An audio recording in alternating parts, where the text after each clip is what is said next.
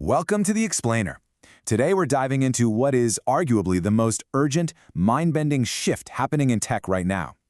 For decades, we've basically looked at AI as a really fancy tool, like a superpowered calculator, right? But that era is completely over. We are officially stepping into the age of agentic AI. This means the machine isn't just a tool waiting for your command anymore. It's actually acting as a primary decision maker, doing things on your behalf. And man, this shift is opening up this massive, tangled web of questions around legal theory, corporate workflows, and, ethical responsibility. So buckle up, because we really need to rethink the whole way humans and machines work together. Let's put this into perspective. Imagine you deploy a highly autonomous AI to manage your company's travel. Sounds incredibly efficient, right? But then, one day, entirely on its own, it books an employee on a non-refundable flight using an airline with a known critical safety issue. Yeah, we all know the one. Or maybe it puts them in a hotel in a genuinely dangerous neighborhood. Let's say that flight is canceled, or worse, the employee is actually harmed. Who exactly is held accountable? Is it the developer who originally coded the AI? The company that deployed it? Or is it you, the user, who just clicked Start? It's a total legal nightmare. Okay, let's dive right into this. Here is our roadmap for today. First, we'll cover the rise of agentic AI, then moving to human over the loop. Third, we'll look at the accountability vacuum, followed by a warning to beware the moral crumple zone. Then, governing the AI mind, and finally, fixing AI legal liability. All right, starting with Section 1, the rise of agentic AI. Look, for literally all of human history, our tech has essentially been a collection of passive tools. Hammers, cars, even nuclear submarines. These are just tools that extend human hands. They extend our physical capabilities. And we govern them simply by regulating the humans using them. A hammer doesn't just wake up and decide to strike a nail. A human does that. But agentic AI, it is fundamentally different. It doesn't extend the human hand. It extends the human brain. It actually possesses cognitive, independent decision-making abilities. It can analyze the context, weigh different options, and execute actions without you ever pressing a single button. And because of that, our old methods of just, regulating the user are suddenly completely obsolete. Which brings us to Section 2, moving to human over the loop. So for years, the gold standard in the industry was human in the loop, or HIL. This is basically a human-led, AI-enabled model. Think of it like treating AI as this brilliant intern that hands you a report, but you still have to read it, validate it, and physically sign off on it. The problem there? That constant need for human validation puts a hard ceiling on speed and scale. It just treats AI like a bolt-on feature. But now we're shifting to human over the loop, or HOTL. This is a total paradigm shift. It's AI-led, human-enabled. In an HOTL setup, the AI is the primary actor.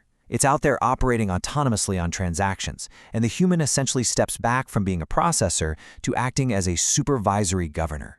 Let's actually walk through what this human over-the-loop workflow looks like in practice. Step 1, an AI orchestrator receives a complex business request. Step 2, it selects and collaborates with specialist AI agents to evaluate the task and make a decision.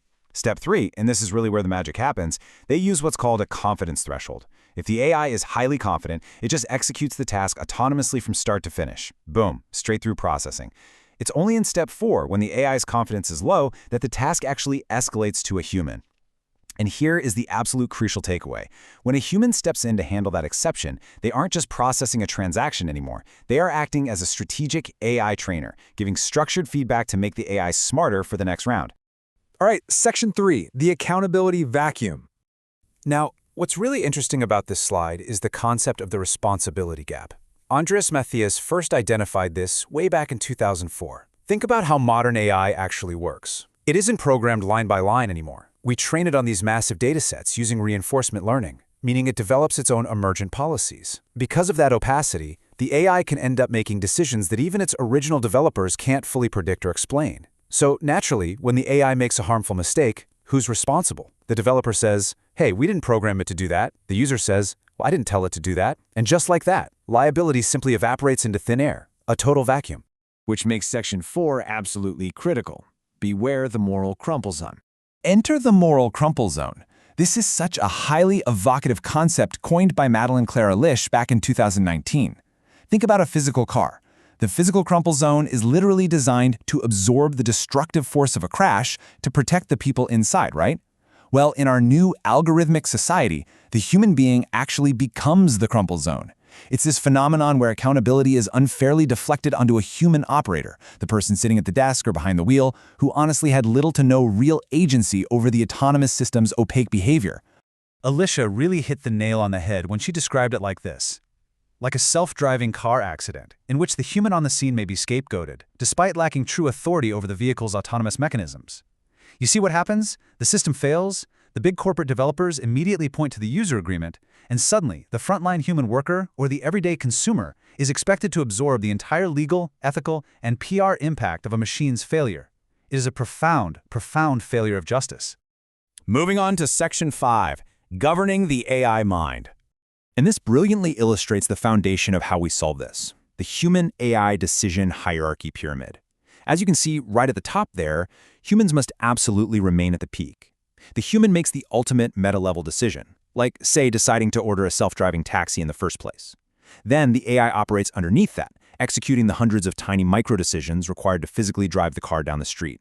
So while the AI becomes the primary decision-maker in the moment-to-moment execution, the human must always remain the ultimate decision-maker, framing the goals and constraints. But to actually enforce that hierarchy, we have to engineer fundamental control mechanisms directly into the tech. First, we need built-in human intervention options. Think of it like a pull-aside button in that autonomous taxi. A human always needs a physical or digital override. Second, authorization of user resources. An AI decision is basically just an allocation of resources. Computing power, electricity, money. The human must explicitly authorize the use of those resources. And third, and this is a big one, AI must absolutely have no legal or functional right to possess its own resources, because if an AI can independently own money or computing power, it can completely escape that human-AI hierarchy we just talked about. Finally, Section 6, Fixing AI Legal Liability. Let's move to and see how this builds into actual legal doctrine through the V+I+C+A framework. This is an incredibly smart way to translate all this dense legal theory into a clean, proportional standard for AI harms. We break it down like this. First, volition. Did the AI act on emergent policies it learned by itself, rather than just executing some pre-specified human code? Second, intent. Was the harm systematically foreseeable based on how the tool was deployed?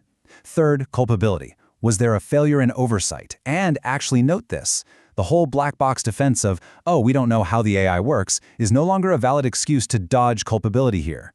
And finally, autonomy and causation. This means using data to measure exactly what proportional difference the AI's action made in causing the harm. Of course, a framework is only as good as its enforcement, right?